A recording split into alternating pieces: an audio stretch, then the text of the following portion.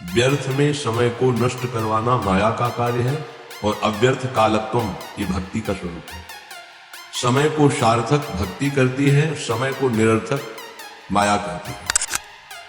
माया में फंसा हुआ जीव निरर्थक कार्यों को करते हुए पूर्ण जीवन बर्बाद कर देता है और भक्ति का कृपा पात्र प्रत्येक क्रिया, प्रत्येक समय, प्रत्येक वस्तु सद में अर्पित करके वो सद स्वरूप हो जाता है।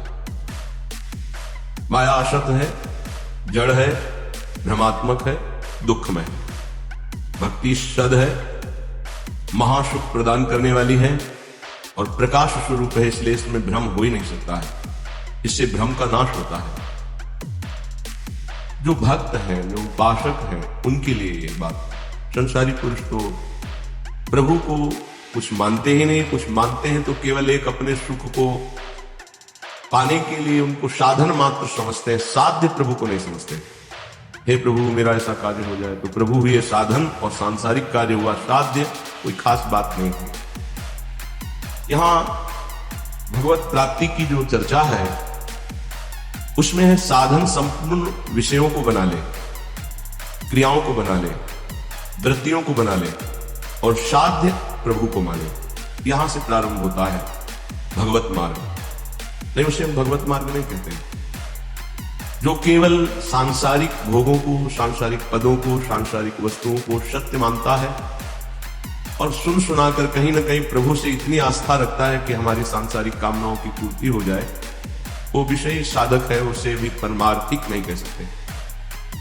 यद्यपि भगवान उसे उदार ही कहते हैं। जैसे पिता से कोई मांगे तो पिता दुलारवश कहता है तुम्हें धन्यवाद, तुमने हमारी मर्यादा रखी, किसी और से न मांगकर हम ही से मांगा। इसी तरह प्रभु कहते हैं उदार है, आर्त अर्थार्थी या जिज्ञानी। पर ज्ञानी को अपनी आत्मा कहा है। ज्ञानी अर्थात तो ये जान गया है कि संपूर्ण संसार एकमात्र सत्य परमात्मा है, प्रभु है और मेरे जीवन का लक्ष्य उसी प्रभु को प्राप्त करना है। ये भूल भुलैया के मार्गों को कहीं धर्म नहीं कहा जाता। त्यज लोक धर्मान, लोक धर्मों का त्याग करने की बात कही गई, भूल भुलैया है। श्री भगवान जगत गुरु वही कहे सर्वधर्मान परित्यज्य माम एकम शरणम व्रज, मेरी एक शरण में हो जाओ। मनुष्य जीवन का लाभ शरण में हो जाना है। शरणागति का तात्पर्य है तदर्पिता अखिलाचारिता तद्विस्मरणेन परम व्याकुलते। एक एक आचरण प्रभु के अनुकूल हो और निरंतर प्रभु का स्मरण हो। स्मरण में थोड़ा भी विस्मरण बर्दाश्त न हो, यही जीवन का परम लाभ है। यही जीवन का परम लाभ। ये बड़े बड़े सिद्ध संतों की बात है। स्मरण हमारे जीवन की परम उपलब्धि है। निरंतर स्मरण ये सिद्धावस्था की तरफ पदार्पण हो रहा है। सिद्धावस्था आवागमन से मुक्त, प्रभु के नजदीक निरंतर सेवा, रूप रस, प्रेम रस, इसका रसास्वादन करते हुए अनंत काल तक महासुख में डूबना। श्रीपाद प्रबोधानंद जी महाराज कह रहे हैं आप अपने द्वारा अपना नाश मत कीजिए। कोई किसी का नाश नहीं कर सकता, आप अपने द्वारा अपना नाश करते हैं। अगर कोई ये कहे कि किसी ने शाप दे दिया उसका नाश हो गया, तो उस शाप में उसका कर्म ही प्रधान है, ना कि किसी का शाप। उसका कर्म प्रधान है। कहीं भी शाप दिया गया हो तो हमें ये दिखाना कि वो निर्दोष है, उसको शाप दिया गया और शाप लागू होकर उसको नाश कर दिया। कहीं भी हमें बताना खोज के इतिहास में। मुनिन का क्रोधो मुक्तिदाता। अगर संतों ने कभी किसी को दंड दिया है, शाप रूपी दंड, तो सीधे भगवत प्राप्ति हुई उसकी।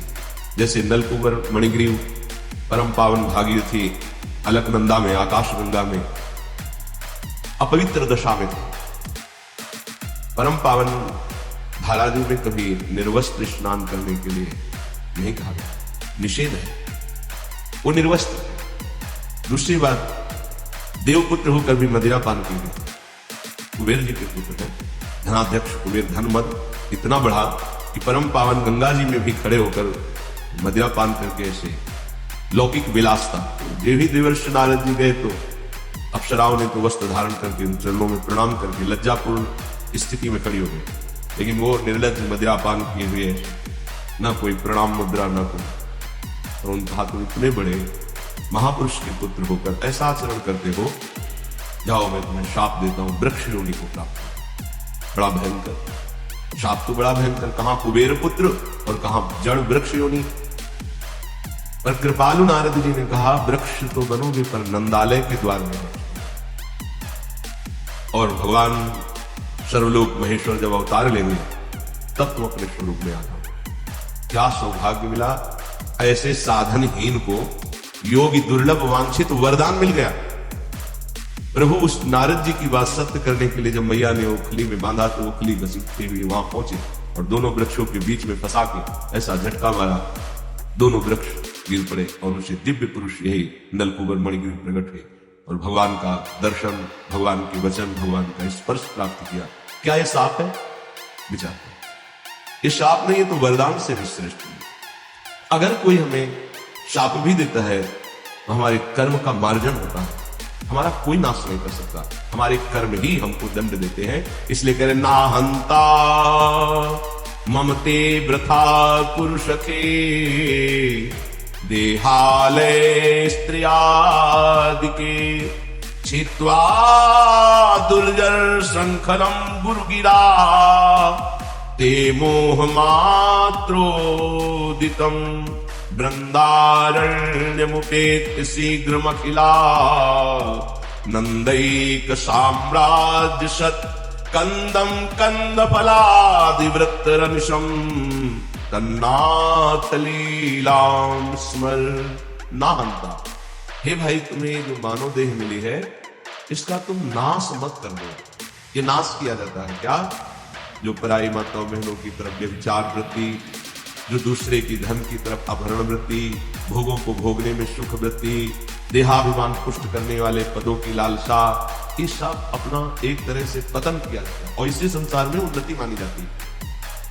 उन्नति है इंद्रियों को शासन में रखना, मन को प्रभु में लगाना, यथालाभ संतोष स्थिति रखना, हर कर्तव्य को भगवान की सेवा समझना।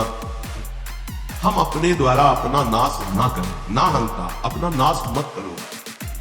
कोई तुम्हारा बाल बांका नहीं कर सकता, तुम्हारा कर्म ही तुमको दंड देता है। किसी व्यक्ति की बुद्धि में बैठकर या कोई घटना रूप या तुम्हारे शरीर में रोग रूप या परिस्थिति रूप तुम्हारा कर्म ही तुम्हें दंड देता है। विश्वास कर लो, कोई दूसरा त्रिभुवन में नहीं है जो तुमको कष्ट दे सके।